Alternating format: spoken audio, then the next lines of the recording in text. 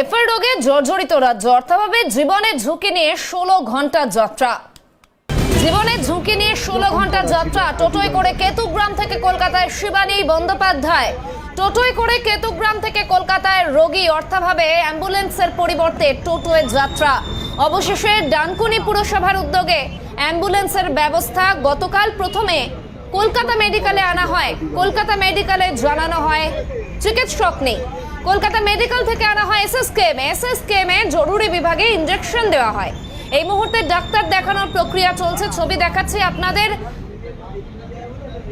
16 ঘন্টা যাত্রা টোটোয় শিবানী বন্দ্যোপাধ্যায় এবং রেফার রোগ।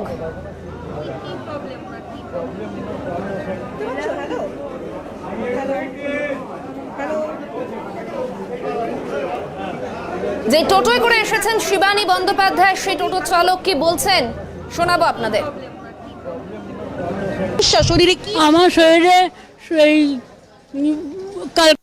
কিডনির সমস্যা চিকিৎসা করাতে করাতে আজ পর্যন্ত আমি আর পেরে উঠছি না। আমি যেখানে যাচ্ছি বলছে এই পরীক্ষা করা ওই পরীক্ষা করা, আমি আর পেরে উঠছি না। উচ্চ মাধ্যমিক পড়ছে, ওই অবস্থাতে ওর মা স্ট্রোক হয়ে গেল। আমি আর কিছু করতে পারছি না। ছেলেও পরীক্ষা দিতে পারলো না, মাকেও ভালো করে চিকিৎসা করতে পারছি না, চালাতে পারি না। নিজে রান্না করি, ওই ছেলেকে খাওয়াই, ওর মাকে খাওয়াই। আপনারা যদি একটু হেল্প করেন। মুর্শিদাবাদে কেতুগ্রাম হসপিটালে গেছিলাম, তার আগে আবার এখানেও আমি চিকিৎসা করি। ওখান থেকে বললো কাটোয়া বর্ধমান নিউরোতে ভর্তি করাতে। তা ওখানে সবাই বললো যে দাদা ওখানে তো আপনাকে এমনি পাত্তা দেবে না, পরীক্ষা নিরীক্ষা যা দেবে আপনি পেরে উঠবেন। আমার এখানে মেয়ের বাড়ি আছে বলে ছুটে চলে এসেছি, যে মেয়েটার বাড়ি থেকে একটু ছুটে আসতে পারবে, দেখতে পারবে। আমি পরীক্ষার টাকা খরচের পয়সা কোত্থেকে পাবো? 5টা 40 বেরিয়েছি। 2-3বার গাড়িতে চার্জ দিয়েছি। তারা আমার চাঁদা তুলে আমাকে খুব হেল্প করলো, খাবার দাবার দিয়ে। যে কোনো হসপিটাল যদি ভালো করে ও মানুষটা বেঁচে ওঠে। পয়সা নেই, আমি একটা আয়া রাখবো, তার পয়সা নেই। আমি অ্যাম্বুলেন্সের আর খরচ জোগাড়, ও যদি ভালো হয়ে যায়, সুস্থ হয়ে যায়, আমি সেটা চাইছি। আমার ছেলে যেন মা বলে ডাকতে পারে। আমাকে বললো ইসিজি করেনি বা ওষুধপত্র আর কিছু খাননি, তা আমাদের সেরকম ক্ষমতা নেই যে বাইরের ওষুধ, দামি দামি ওষুধ কিছু কিনতে পারছি না। আমার সব সহযোগিতা যদি একটু হয় এখান থেকে, আমার সেইটাই প্রয়োজন আছে বললাম। হ্যাঁ, উনি কি ইসিজি রিপোর্ট দেখে তারপরে সিদ্ধান্ত? হ্যাঁ হ্যাঁ হ্যাঁ হ্যাঁ, ইসিজি করতে নিয়ে যাচ্ছি। আমার দম নিতে কষ্ট হচ্ছে, আমি খুব কষ্ট পাচ্ছি। শিবানী বন্দ্যোপাধ্যায়ের স্বামীর প্রতিক্রিয়া আপনাদের শোনালাম, এবং এই মুহূর্তে মানসিকভাবে অত্যন্ত বিধ্বস্ত তিনি। একদিকে রেফার রোগে জর্জরিত রাজ্য এবং অর্থাভাবে জীবনের ঝুঁকি নিয়ে 16 ঘন্টার যাত্রা করতে হচ্ছে তাদের, এবং তারপরেও একটা হাসপাতাল থেকে অন্য হাসপাতালে লাগাতার যেতে হয়েছে। এক্ষেত্রে আমাদের প্রতিনিধি অভিরূপা সাহা ঠিক কি প্রতিবেদন তুলে ধরেছেন দেখাবো আপনাদের। শিবানী বন্দ্যোপাধ্যায়, তাকে ইতিমধ্যেই কার্ডিওলজি ডিপার্টমেন্টের যিনি চিকিৎসক রয়েছেন ওপিডিতে, তিনি দেখেছেন। দেখার পরে অবশেষে তাকে বলা হয়েছে যে তার অবিলম্বে ইসিজি করতে হবে। এবার শিবানী দেবীর যিনি স্বামী রয়েছেন উপেন বাবু, তিনি আপাততভাবে ইসিজি করানোর জন্য নিয়ে যাচ্ছেন। কিন্তু যেহেতু দুজনেই একেবারে অত্যন্ত অসতিপর, বৃদ্ধ এবং বৃদ্ধা, ফলে স্বভাবতই হাসপাতালের যে পরিকাঠামো তা নিয়ে প্রশ্ন হচ্ছে, রীতিমতো বেগ সাপেক্ষ হয়ে উঠছে নিয়ে যাওয়া। আপনি এরকম একা একা নিয়ে যাচ্ছেন, কি বললো হাসপাতাল? কোনো লোক নেই বললো আপনি ইসিজি করিয়ে নিয়ে আসুন। আর কাউকে সঙ্গে পাঠানোর মতন আমাকে জিজ্ঞেস করলো যে কেউ আছে, আমি বললাম কেউ নেই। দম নিতে কষ্ট হচ্ছে, আমি খুব কষ্ট পাচ্ছি, খুব কষ্ট পাচ্ছি। ফলে যে ছবি আমরা দেখতে পাচ্ছি, হাসপাতালের পরিকাঠামো নিয়ে প্রশ্ন উঠছে। অসতিপর বৃদ্ধ এবং বৃদ্ধা, যাকে ইতিমধ্যে ইসিজি করানোর কথা বলা হয়েছে, কোনো লোক নেই, আপাততভাবে নিয়ে যাওয়ার মতো সামর্থ্য নেই। একটু কথা বলে জানার চেষ্টা করবো যারা সিকিউরিটি রয়েছেন। দাদা, উনি পারছেন না নিয়ে যেতে, একজন আধিকারিক মানে একজন কর্মীর যদি ব্যবস্থা করে দেন, উনিও বয়স্ক মানুষ, হাঁপিয়ে পড়ছেন, কোনো লোক নেই আপনাদের স্ট্রেচার নিয়ে যাওয়ার? বলতে পারেন না। ফলে যে ছবি আমরা দেখতে পাচ্ছি, হাসপাতালের যারা নিরাপত্তা রক্ষী রয়েছেন তারা ভেতরে প্রবেশ করে যাচ্ছেন। ফলে হাসপাতালের যে পরিকাঠামো, সেই পরিকাঠামো নিয়ে প্রশ্ন উঠছে। তার কারণ অনেক দূর থেকে যিনি এসেছেন, সারা রাত ধরে বসে রয়েছেন হাসপাতালের বাইরে, কিন্তু আপাততভাবে হাসপাতালে নিয়ে আসার পর যেখানে ইসিজি করার জায়গা রয়েছে সেখানে পৌঁছানোর মতো লোক বল নেই। আপাতত যারা হাসপাতালের অন্যান্য রোগীর পরিবার রয়েছেন তারা সহায়তা করছেন। আপনি কি অন্য রোগীর পরিবার দাদা? হ্যাঁ রুগী নিয়ে আসলে যে ছবি আমরা দেখতে পাচ্ছি, হাসপাতালের যারা নিরাপত্তা রক্ষী থেকে শুরু করে যারা কর্মী, তারা কেউ এগিয়ে এলেন না। অবশেষে অন্য এক রোগীর পরিবারের সদস্য তার সহায়তায় আপাততভাবে ইসিজি করার যে নির্দিষ্ট স্থান সেখানে নিয়ে যাওয়া হচ্ছে, কিন্তু হাসপাতালের যে ভূমিকা বা হাসপাতালের যারা নিরাপত্তা রক্ষী যারা কর্মী রয়েছেন তারা মুখে কুলু পেটে রয়েছেন। তারা বলছেন কোনো ভার্সন তাদের নেই, ফলে স্বভাবতই একজন বৃদ্ধ এবং বৃদ্ধা তিনি কিভাবে নিয়ে যাচ্ছেন, কষ্ট হচ্ছে তার স্বামীর, তিনি এমনটাই বলছেন। ফলে স্বভাবতই হাসপাতালে, সরকারি হাসপাতালের যে পরিকাঠামো তা নিয়ে কিন্তু ফের প্রশ্ন উঠতে শুরু করেছে। ক্যামেরায় জনি মণ্ডলের সঙ্গে অভিরূপা সাহা, ক্যালকাটা নিউজ, কলকাতা। এসএসকেএম হাসপাতালের ছবিটা আপনাদের সামনে তুলে ধরার চেষ্টা করলাম এবং সেখানের ছবি অভিরূপা তুলে ধরলো। বোঝাই যাচ্ছে যে হাসপাতালের পরিকাঠামোগত বিষয় নিয়ে একাধিক প্রশ্ন উঠেছে এবং এসএসকেএম হাসপাতালেও মিলল না বেড। কেতুগ্রামের রোগীকে ফের অন্য হাসপাতালে রেফার করতে হয়। এসএসকেএম হাসপাতাল থেকে শম্ভুনাথ পণ্ডিত হাসপাতালে রেফার করা হয় তাকে। ছবি দেখাচ্ছিলাম আপনাদের এসএসকেএম হাসপাতালের, এবং সেখানেও বেড মেলেনি, সেখান থেকে রেফার করা হয় অন্য জায়গায়। এসএসকেএম হাসপাতাল থেকে শম্ভুনাথ পণ্ডিত হাসপাতালে রেফার করা হয় তাকে, এবং এসএসকেএম হাসপাতালের ছবি আপনাদের সামনে তুলে ধরেছিলাম। সেখানকার পরিকাঠামোগত বিষয় নিয়ে প্রশ্ন উঠেছিল। স্ট্রেচার ধরে ইসিজির যে জায়গা, সেই জায়গা অবধি নিয়ে যাওয়ার পর্যন্ত কাউকে হাসপাতালের কোনো কর্মীকে পাওয়া যায়নি। শেষে দেখা যায় রোগীর পরিবারের এক সদস্য এগিয়ে আসেন। এই মুহূর্তে ছবি দেখাচ্ছি, শম্ভুনাথ পণ্ডিত হাসপাতালে রেফার করা হয় এবং তারপর অ্যাম্বুলেন্স পর্যন্ত, গাড়ি পর্যন্ত পৌঁছে দিতে সাহায্য করলেন আমাদের প্রতিনিধি অভিরূপা সাহা। স্ট্রেচারে করে সিএনএর প্রতিনিধি অভিরূপা সাহা নিয়ে যায় শিবানী বন্দ্যোপাধ্যায়কে এবং তার পরিবারের সদস্য অর্থাৎ তার স্বামীকে। সহায়তায় এগিয়ে আসে অভিরূপা সাহা এবং আমাদের গাড়ি করে নিয়ে যাওয়া হয় তাকে শম্ভুনাথ পণ্ডিত হাসপাতালে। সিএনএর গাড়ি করে তাকে নিয়ে যাওয়া হয় শম্ভুনাথ পণ্ডিত হাসপাতালে। ছবি দেখাচ্ছি আপনাদের। এসএসকেএম হাসপাতাল থেকে শম্ভুনাথ পণ্ডিত হাসপাতালে রেফার করার পর অভিরূপা সাহা এগিয়ে আসে সহায়তা এবং সিএনএর গাড়িতে করে নিয়ে যাওয়া হয় তাকে অন্য হাসপাতালে।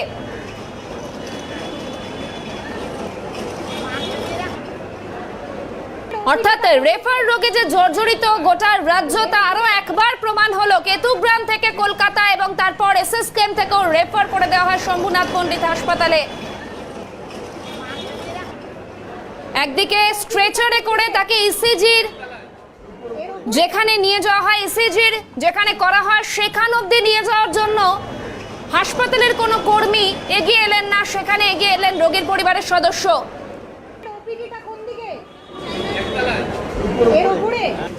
আর এই মুহূর্তে যে ছবি আপনাদের দেখাচ্ছি, এসএসকেএম হাসপাতালেও বেড না মেলায় তাকে শম্ভুনাথ পণ্ডিত হাসপাতালে রেফার করা হয় এবং অভিরূপা সাহা সহ অন্যান্যরা এগিয়ে আসেন। সিএনএর গাড়িতে করে তাকে নিয়ে যাওয়া হয় শম্ভুনাথ পণ্ডিত হাসপাতালে।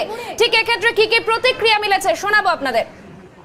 ডিসচার্জ করে দিচ্ছেন, বলছেন এখানে কোনো বেড পাওয়া যাচ্ছে না। মানে এসএসকেএম হাসপাতালেও বেড নেই? না, এখানেও বেড নেই। উনি বলছেন এখান থেকে হবে না, শম্ভুনাথে নিয়ে যান, এখানে বেড পাওয়া যাবে না। শম্ভুনাথে গিয়ে যে বেড পাবেন এ কথা কেউ আশ্বাস দিল? সেরকম কিছু বলেননি, বলল ওখানে নিয়ে যান, হয়ে যেতে পারে। হয়ে যেতে পারে? হ্যাঁ। আপনারা কি এবার শম্ভুনাথেই নিয়ে যাবেন পেশেন্টকে? সিদ্ধান্ত তো তেমন কিছু আছে, দেখি বাবার সাথে আলোচনা করে কি বলেন। বাড়ি ফিরিয়ে নিয়ে যাওয়ার কোনো প্রশ্ন নেই? বাড়ি ফিরিয়ে এই রকম পেশেন্টকে কোনো ট্রিটমেন্ট না করে বাড়ি নিয়ে গিয়ে শুধু বসিয়ে রেখে তো লাভ নেই। কি সমস্যা হচ্ছে আপনার মায়ের? ওনার বুকে যন্ত্রণা হচ্ছে, উনি তো কিছু খেতেই পাচ্ছেন না, বমি করছেন, আর সারা বডি ফুলে গেছে ওনার। হ্যাঁ, তো সমস্ত কিছু দেখার পরে, মানে কার্ডিওলজি, মেডিসিন দু জায়গা দেখার পরেই আপনাকে বললো যে ফের শম্ভুনাথে নিয়ে যেতে? হ্যাঁ, এসএসকেএম এও বেড পাওয়া গেল না, পাওয়া যায়নি। ওপিডিটা কোন দিকে? এর উপরে? এসএসকেএম হাসপাতালেও মেলেনি বেড। কেতুগ্রাম থেকে 16 ঘন্টার যাত্রা টোটোয় এবং তারপর কলকাতায় আসার পরেও রেফার রোগে একদিকে যেমন জর্জরিত গোটা রাজ্য, কলকাতায় আসার পর এসএসকেএম হাসপাতালে বেড না মেলায় শম্ভুনাথ পণ্ডিত হাসপাতালে রেফার করা হয় রোগীকে এবং ছবি দেখাচ্ছি আপনাদের। অভিরূপা সাহা এগিয়ে আসে, সিএনএর গাড়িতে করে তাকে নিয়ে যাওয়া হয় শম্ভুনাথ পণ্ডিত হাসপাতালে। রেফার নিয়ে চিকিৎসকদের নিশানা রাজ্যের মন্ত্রীর। ডাক্তাররা রেফার করছে কেন? রেফারের দায় কার, চিকিৎসকদের না মুখ্যমন্ত্রী? চিকিৎসকদের কটাক্ষ রাজ্যের কৃষিমন্ত্রী শোভনদেব চট্টোপাধ্যায়। অ্যাম্বুলেন্সের পরিবর্তে 16 ঘন্টা টোটো যাত্রা রোগীর, কি বলেছেন তিনি, শোনাবো।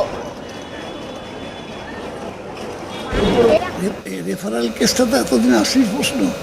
ছাত্ররা দাবি করেছিল, ডাক্তাররা দাবি করেছিল, সেই ডাক্তারবাবুরা যেখানে বসে আছেন তো তাদের দায়িত্ব।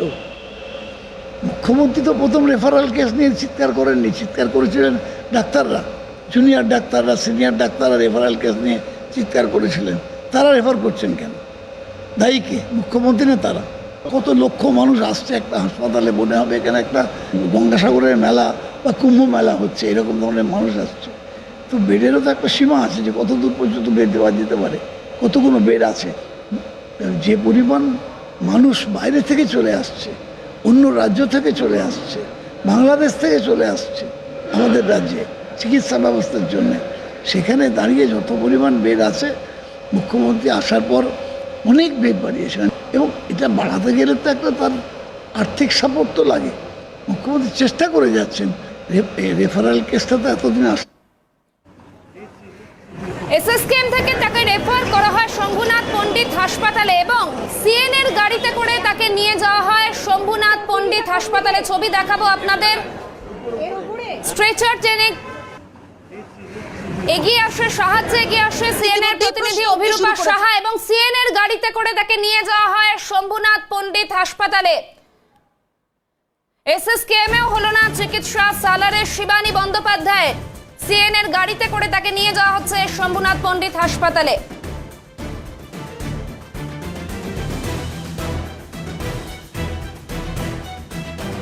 রাত 10টা থেকে ঘুরে বেড়াচ্ছেন, কিন্তু এখনো পর্যন্ত হলো না শেষ রক্ষা। এসএসকেএম হাসপাতাল থেকেও অবশেষে রেফার করে দেয়া হলো শিবানী বন্দ্যোপাধ্যায়কে এসএসকেএম হাসপাতালেরই অদূরের আরও একটি হাসপাতাল, শম্ভুনাথ পণ্ডিত হাসপাতাল। শম্ভুনাথে নিয়ে যাচ্ছেন আপাতত? হ্যাঁ, শম্ভুনাথে পাঠিয়ে দিচ্ছে। এবার কি করবেন বলুন তো? সকাল থেকে এভাবে ঘুরে বেড়াচ্ছেন পেশেন্ট। আমি তো পর 2 দিন কষ্ট পাচ্ছি। তা রাজ্য সরকারের এই তো পরিষেবার হাল। রাজ্য সরকার নাকি সব কিছু ব্যবস্থা ভালো করে রেখেছে। স্বাস্থ্যসাথী, আমার স্বাস্থ্যসাথীর কার্ড দেওয়া আছে তো, আমার সেন্ট্রালের স্বাস্থ্যসাথীর কার্ড রয়েছে, বেঙ্গলের স্বাস্থ্যসাথী। আমি কি উপকার পেলাম এখানে পেশেন্টদের জন্য কি করা হয়? এখানে গরিব পেশেন্টদের জন্য কোনো জায়গা নেই, বড় লোকদের জন্য জায়গা আছে। কেউ পাশে থাকুক বা না থাকুক, সিএন সর্বদা পাশে রয়েছে সাধারণ মানুষের। রাজ্য সরকারের হাসপাতালের পরিষেবা, সেটা নিয়ে কিন্তু ইতিমধ্যেই প্রশ্ন উঠতে শুরু করেছে। একবার ছবিটা দেখাবো। ইতিমধ্যেই যেহেতু টোটো করে নিয়ে আসা হয়েছিল এই অশীতিপর বৃদ্ধা এবং তার স্বামীকে, আমরা সিএন আপাততভাবে এসএসকেএম হাসপাতাল থেকে এই শম্ভুনাথ পণ্ডিত হাসপাতালে নিয়ে যাব তাকে। আমাদের সারথি রয়েছেন সঞ্জু, আমি বলবো সঞ্জুকে একবার এই বৃদ্ধা যিনি রয়েছেন যাকে হাসপাতালে নিয়ে যাওয়ার জন্য, সঞ্জু তুমি যদি ওনাকে আপাততভাবে এই বৃদ্ধা যিনি রয়েছেন কোনোভাবে, আমরা সিএন সর্বদা মানুষের পাশে, ওনার জামাই রয়েছেন, বলবো একটু যদি গাড়িতে তুলে দাও। তার কারণ সকাল থেকে যেভাবে তিনি ঘুরে বেরিয়েছেন, লাগাতার সেই খবর আমরা সম্প্রচার করেছি, সেই ছবি আমরা দেখতে পাচ্ছি। আপাততভাবে শম্ভুনাথ পণ্ডিত হাসপাতালে নিয়ে যাওয়ার চেষ্টা করা হচ্ছে এবং তিনিও রীতিমতো ভেঙে পড়েছেন, যেহেতু গোটা রাত ভোর একেবারে হাসপাতালে খোলা আকাশের নিচে তাকে বসে থাকতে হয়েছে এবং তার সঙ্গে সঙ্গে ট্রিটমেন্ট সেটা কিন্তু একেবারে নইব চ। আমরা আপাততভাবে ওনাকে নিয়ে যাচ্ছি শম্ভুনাথ পণ্ডিত হাসপাতালে। কিন্তু প্রশ্ন হচ্ছে যে যখন তাকে এসএসকেএম এর মতো হাসপাতালে গতকাল রাত্রেই নিয়ে আসা হলো, বলা হলো চিকিৎসক নেই, শুধুমাত্র ইঞ্জেকশন দিয়ে ফেলে রাখা হলো। কলকাতা মেডিকেল কলেজ হাসপাতালেও তো নিয়ে যাওয়া হয়েছিল, সেখানেও বলা হয়েছে যে নির্দিষ্ট বিভাগের কোনো চিকিৎসক নেই। ফলে স্বভাবতই প্রশ্ন থাকছে যে ডিপার্টমেন্টের চিকিৎসকে যদি না থাকে তাহলে কোথায় যাবেন তারা? আপাততভাবে এবার গন্তব্য শিবানী দেবীর শম্ভুনাথ পণ্ডিত হাসপাতাল, সেখানে তারা কি বার্তা পান সেদিকে নজর থাকবে। তবে টিম সিএন আপাতত পাশে রয়েছে, সর্বদা পাশে রয়েছে শিবানী দেবীর। কেতুগ্রামে রোগীকে এসএসকেএম থেকে শম্ভুনাথ পণ্ডিতের রেফার, সিএনএর গাড়িতে তোলা হলো শিবানী বন্দ্যোপাধ্যায়কে। সিএনএর গাড়িতে নিয়ে যাওয়া হয় শম্ভুনাথ পণ্ডিত হাসপাতালে। ছবি দেখাচ্ছি আপনাদের,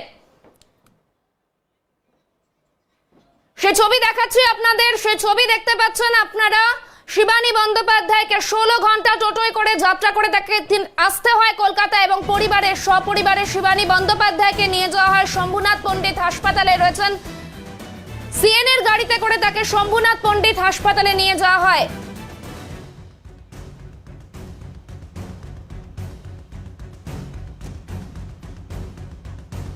এবং কষ্ট হচ্ছে, কাতর গলায় বলেন শিবানী দেবী। সিএনএর গাড়িতে শিবানী বন্দ্যোপাধ্যায় এবং সিএন সর্বদাই সাধারণ মানুষের পাশে থাকে, সাধারণ মানুষের সাথে থাকে। ছবি দেখাচ্ছে আপনাদের, একজন এসএসকেএম হাসপাতাল থেকে তাকে রেফার করা হয় শম্ভুনাথ পণ্ডিত হাসপাতালে। তারপর সিএনএর গাড়িতে করে শিবানী বন্দ্যোপাধ্যায়কে নিয়ে যাওয়া হয় শম্ভুনাথ পণ্ডিত হাসপাতালে।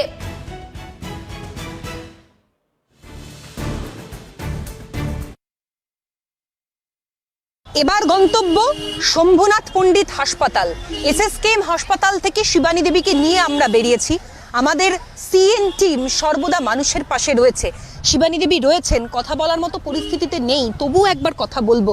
শিবানী দেবী, সকাল থেকে আপনি ঘুরছেন, বলা ভালো গতকাল রাত থেকে, এবার আরো একটা হাসপাতালে নিয়ে যাচ্ছেন আপনি, মানে যাচ্ছেন, আমরা নিয়ে যাচ্ছি, কি বলবেন? এখনো তো শরীর খুব খারাপ, কথা বলতে খুব অসুবিধা হচ্ছে, কথা বল, আমার খবর নেই। আমার কি কষ্ট হচ্ছে আপনার এখন? বুকের যন্ত্রণা হচ্ছে, ঘাড় পিঠ কনকন ফেটে গেছে, সারা গায়ে জল জমে ফুলে গেছে, সারা গায়ে ফুলে গেছে।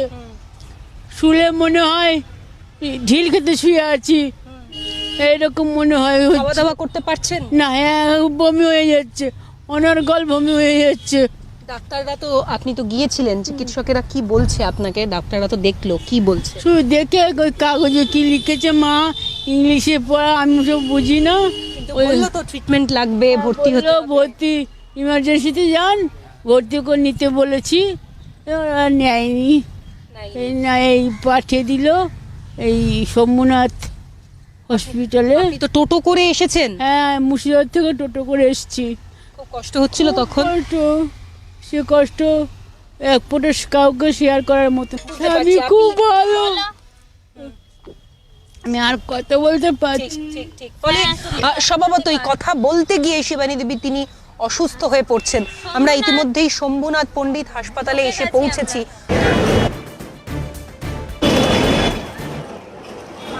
এবার যে ছবি আপনাদের দেখাচ্ছে, শম্ভুনাথ পণ্ডিত হাসপাতালে পৌঁছান শিবানী বন্দ্যোপাধ্যায় এবং এমার্জেন্সিতে তাকে নিয়ে যাওয়া হয় শিবানী বন্দ্যোপাধ্যায়কে। সিএনএর গাড়িতে করেই শিবানী বন্দ্যোপাধ্যায়কে শম্ভুনাথ পণ্ডিত হাসপাতালে পৌঁছানো হয়। ছবি দেখাচ্ছে, এমার্জেন্সি পর্যন্ত নিয়ে যাওয়া হলো শিবানী বন্দ্যোপাধ্যায়কে, সেই ছবি।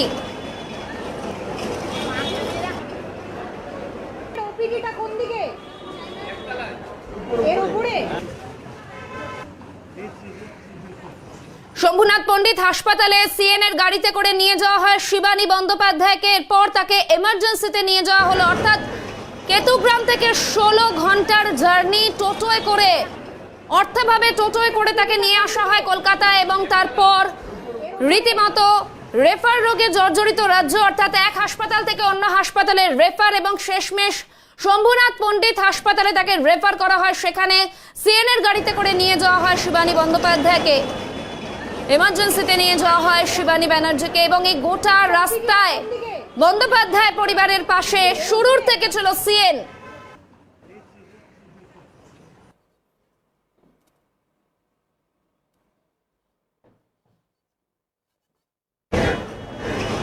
ছবি দেখাচ্ছি আপনাদের এই মুহূর্তে শম্ভুনাথ পণ্ডিত হাসপাতালে পৌঁছানোর পর শিবানী বন্দ্যোপাধ্যায়কে নিয়ে যাওয়া হয় এমার্জেন্সিতে।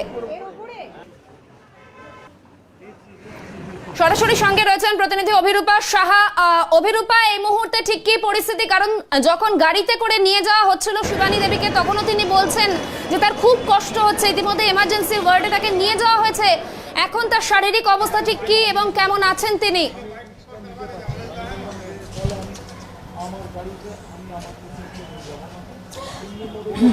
দেখো, একেবারে শেষ তথ্য তোমাকে জানাবো।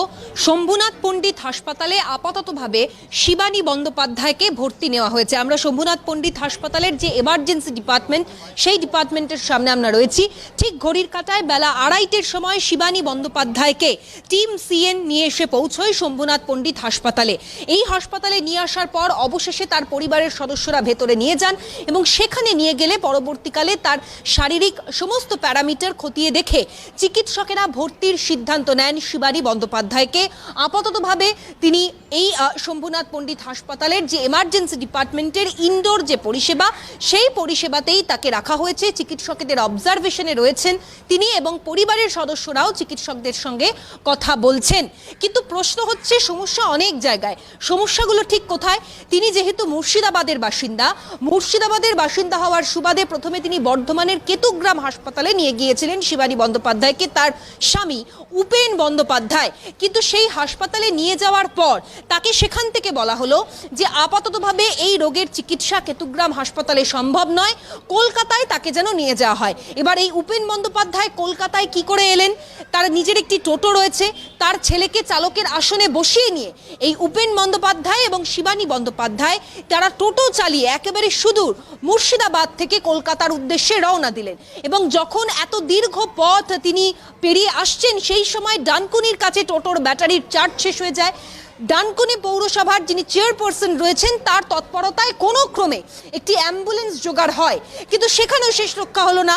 অ্যাম্বুলেন্সে করে গতকাল ভোরবেলার পর তিনি বাড়ি থেকে বেরিয়েছিলেন। রাত 10টার পর তিনি কলকাতা মেডিকেল কলেজ হাসপাতালে পৌঁছন।